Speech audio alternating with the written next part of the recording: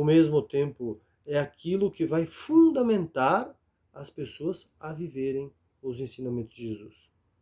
É importante nós entendermos isso, porque Jesus está no contexto onde o Império Romano excluía, assim como os próprios líderes judeus excluíam o seu povo.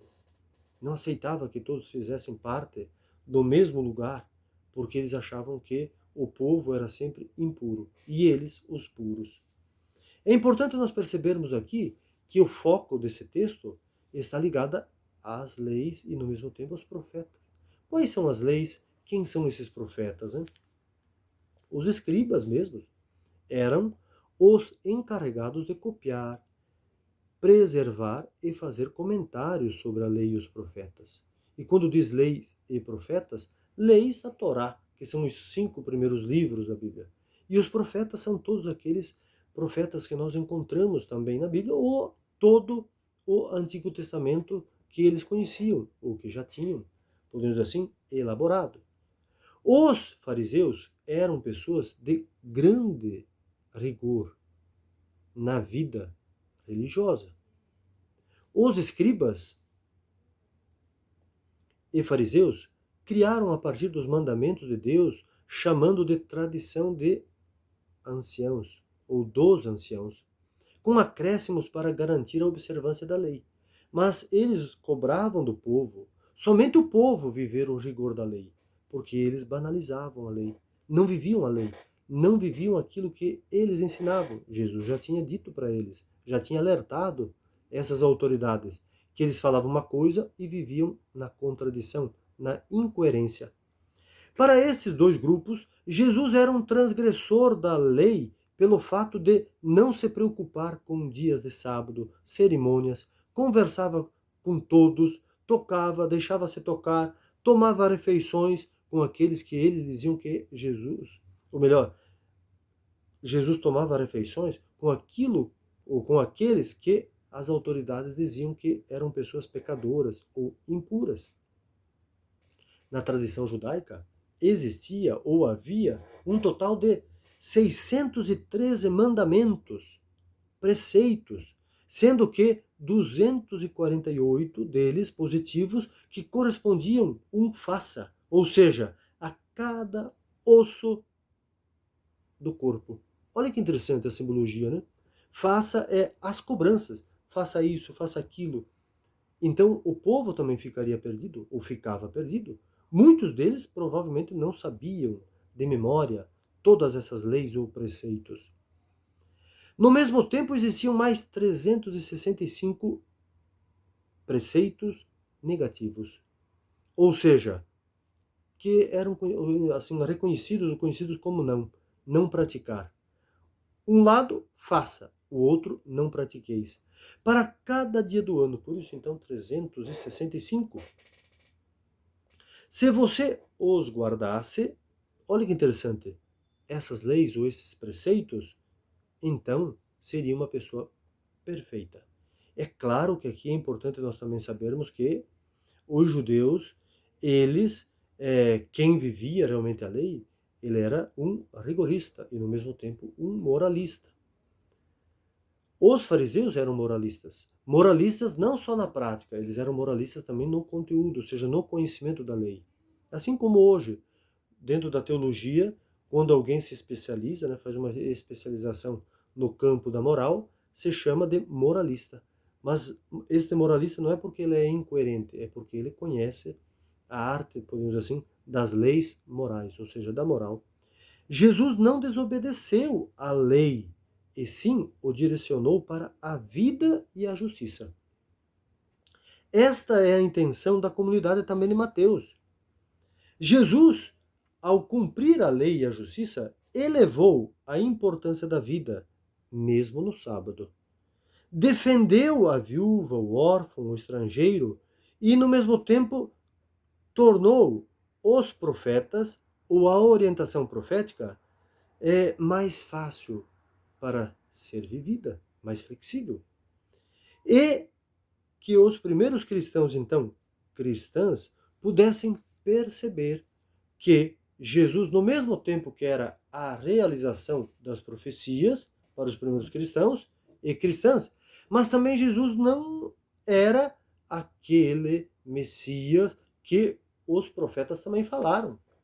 Um Messias duro, agressivo, até violento. E violento. Jesus era outro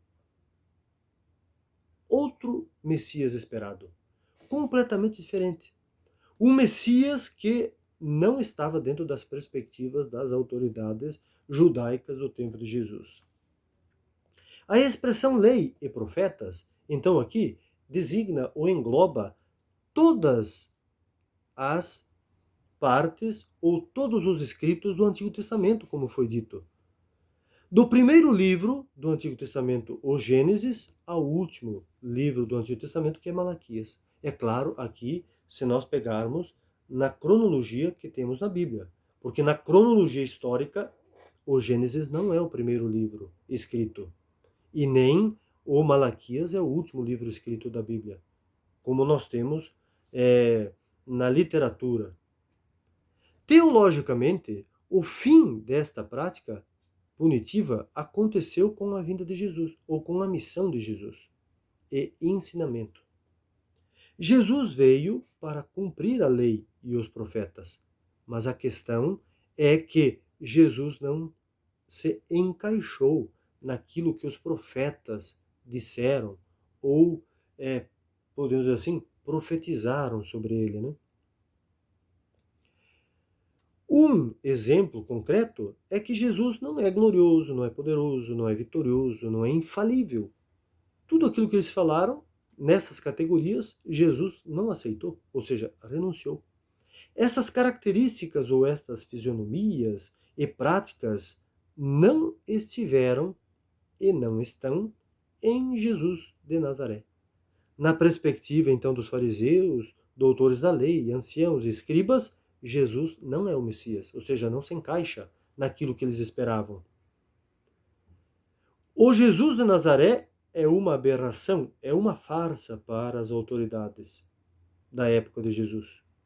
A mensagem de Jesus não se coadunou, ou seja, não se alinhou com aquilo que as autoridades ensinavam para o povo. O ensinamento de Jesus confrontou as leis judaicas do primeiro século, das autoridades. O ensinamento de Jesus foi por outra direção, porque enquanto as leis dos fariseus, doutores da lei e as demais autoridades excluíam o povo, Jesus incluía o seu povo. Jesus desautoriza em mostrar que eles, as autoridades, os fariseus, falharam ao falar sobre Javé, ou seja, sobre Deus. Deus nunca castigou, nunca amaldiçoou, nunca puniu e nunca excluiu ninguém do seu amor, da sua compaixão. Para os primeiros cristãos, isso era muito forte.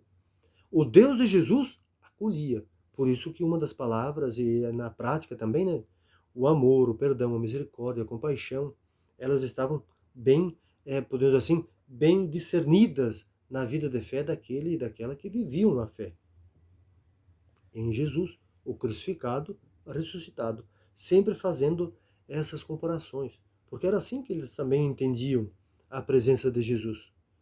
Se ele o fizesse, estaria fazendo contra si mesmo. Olha que interessante. Se Deus então tivesse castigado, amaldiçoado, punido, excluído alguém, ele, Javé ou Deus, estaria fazendo contra si mesmo.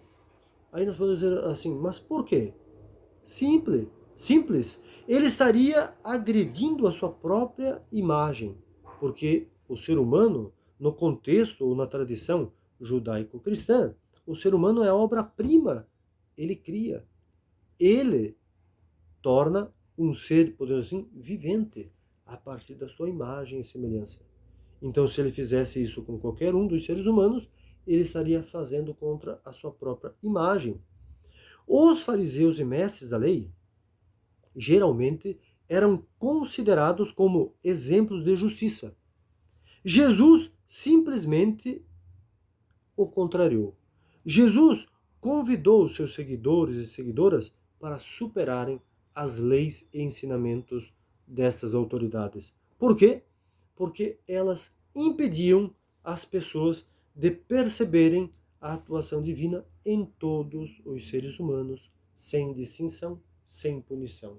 Porque o Deus dos cristãos, ou dos primeiros cristãos, é simplesmente acolhida, amor e misericórdia. Vejamos então, meus amigos e amigas, como que tudo isso nos ajudam a entender que nós, se nós seguimos, podemos dizer assim, alguma fé, ou se nós não seguimos nenhuma fé, não importa. O importante é que nós entendamos que, para os cristãos do primeiro século, é entender esse Jesus que se faz presente na justiça, no amor, na compaixão, na misericórdia. E eu acho que essas questões, elas não são buscadas ou vividas porque a pessoa tem fé em Jesus ou não, ou em outras denominações religiosas. Até mesmo uma pessoa que não acredita em uma divindade, ela busca, acreditamos nós, o amor, a paixão, ou melhor, a compaixão, a misericórdia e a justiça.